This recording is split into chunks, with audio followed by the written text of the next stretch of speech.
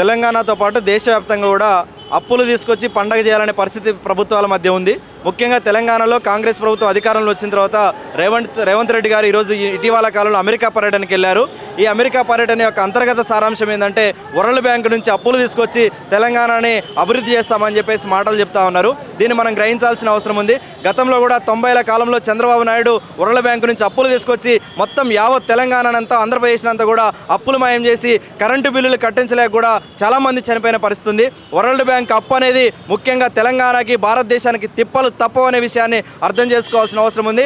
అందుకే అప్పుల పాలన తీసుకురావాల్సిన అవసరం లేదు. చంద్రబాబు నాయుడు గారు అదేవిధంగా రేవంత్ రెడ్డి గారు ఒకే తుమ్మములులాగా లేకపోతే అన్నదమ్ముల్లాగా గురు శిష్యుల్లాగా పరిపాలన చేస్తామంటే సరిపోదు.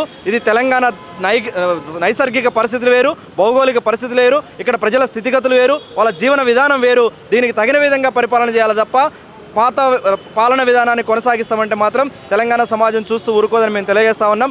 అప్పులు తీసుకొచ్చి ముఖ్యంగా వరల్డ్ బ్యాంక్ అప్పులంటే మనం జీవించే విధానం మీద ట్యాక్సులు వేసుకోవడమే, మనం వేసుకునే బట్టల మీద ట్యాక్సులు వేసుకోవడమే, మనం పీల్చే గాలి మీద ట్యాక్సులు వేసుకోవడమే లాంటిగా మారిపోయే అవకాశం ఉంది. కాబట్టి వరల్డ్ బ్యాంక్ అప్పులు అనేవి తెలంగాణ ప్రగతికి తిప్పలు తీసుకొస్తాయనే విషయాన్ని మేము గుర్తు చేసుకున్నాం. దీని మీద ప్రభుత్వం పునరాలోచించాలని కూడా మేము ఈ సందర్భంగా విజ్ఞప్తి చేస్తా ఉన్నాం. రేవంత్ రెడ్డి గారి పరిపాలన చంద్రబాబు గారి అడుగుజాడలను నడిచి వాళ్ళని ప్రోత్సాహం పొందే విధంగానో లేకపోతే వాళ్ళ ద్వారా లబ్ధి పొందే విధంగా ఉండాలనే ఆలోచన ఏమైనా ఉందో అనే విషయం సంకేతాలు ఈ మధ్య అర్థమవుతా ఉన్నాయి. కానీ అది సరికాదు. ఏ రాష్ట్రానికి ఆ రాష్ట్ర ముఖ్యమంత్రి స్వతంత్రంగా వ్యవహరించాల్సిన అవసరం ఉంది.